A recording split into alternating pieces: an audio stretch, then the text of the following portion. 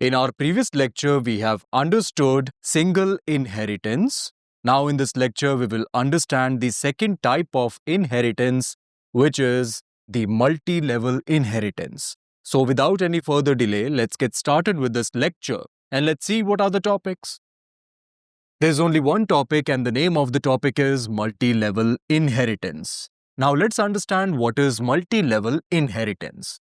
Multi-level inheritance can be thought of as a chain of inheritance where a class can inherit from a derived class. So we can think of multi-level inheritance as a chain of inheritance.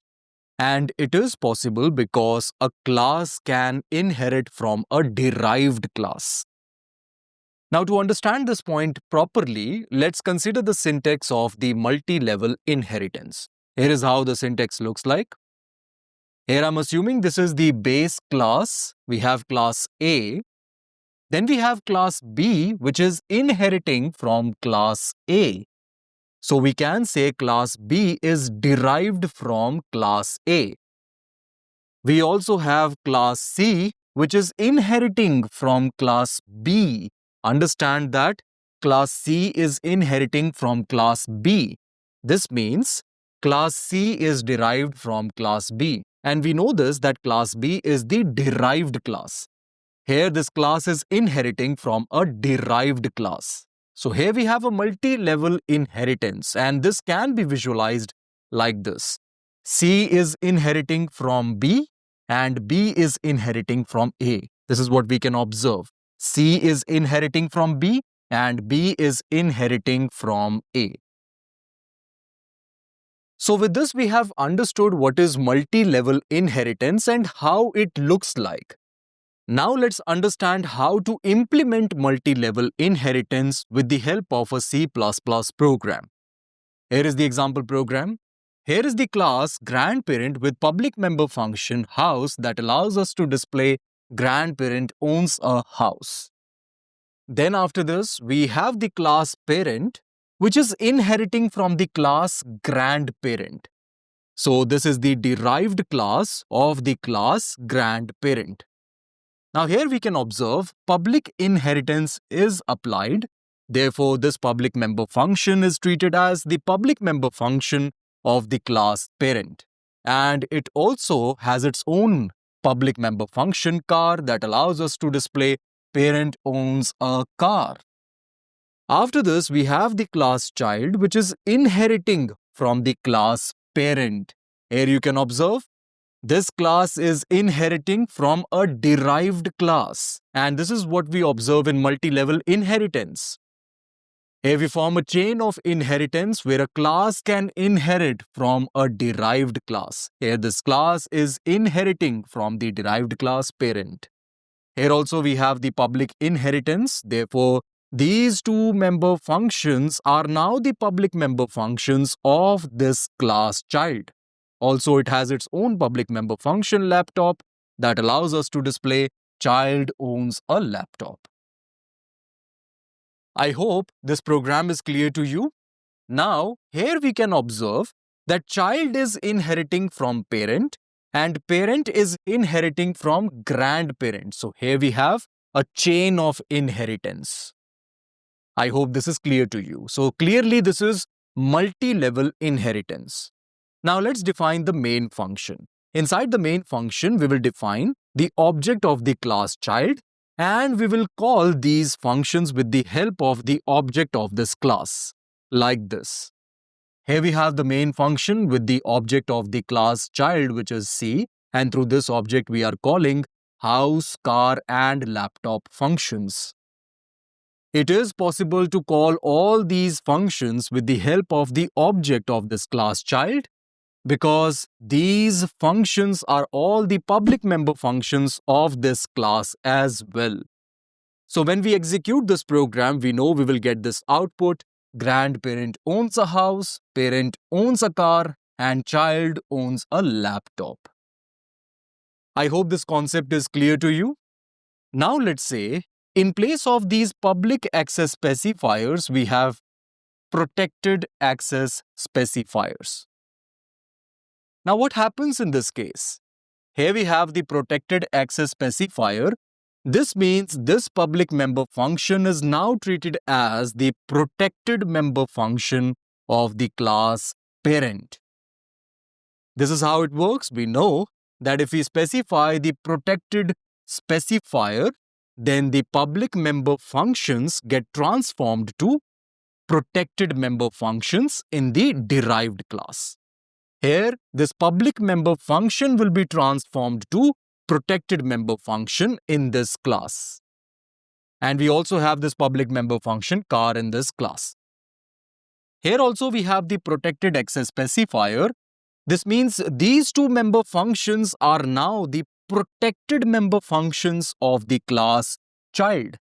This is because protected member function remains protected in the derived class and public member function becomes protected in the derived class. That is why now we have these two member functions inside this class as protected member functions. Also, we have this public member function laptop. Now, this means we can call this function with the help of the object of this class inside the main function, but now we cannot call these functions with the help of the object of this class inside the main function. So, these two lines are now invalid. In order to execute this program, we need to remove these two lines. Now we have just this line that allows us to display this specific message on the screen. So when we execute this program, we will get the output, child owns a laptop. Now let's say we want to get the previous output, the output that we were getting before. In order to get that output, we need to call these two functions within the function laptop. Like this. It is possible to call these functions within this class because these functions are now the protected member functions of this class. Here I'm calling the house function. This means this message will be displayed first. Then after this I'm calling the car function. So we will get this message next. After this message will be displayed and this is what we want. So when we execute this program, we will get this output. This is the output we were getting before as well. Now let's say in place of these protected access specifiers, we have private access specifiers.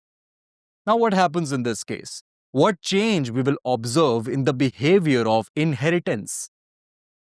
Here we have the private access specifier. This means this public member function is now treated as the private member function of this class parent.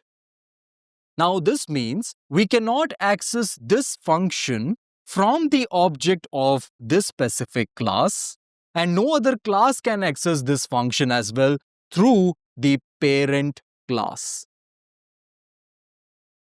This will be completely clear in a moment. Here we can observe that this member function is now the private member function of the class parent and we also have this public member function. Now, because of this private access specifier, this public member function is now treated as the private member function of the class child. But what about this function house? As we know, this member function is the private member function of this class and class child is inheriting from this specific class. Therefore, we will not be able to access this function because this is private to this class and private members are not directly accessible in the derived classes. So clearly, the derived class of this class would not be able to access the function house directly. Here we only have the private member function car and the public member function laptop. Now this means we cannot call house function like this.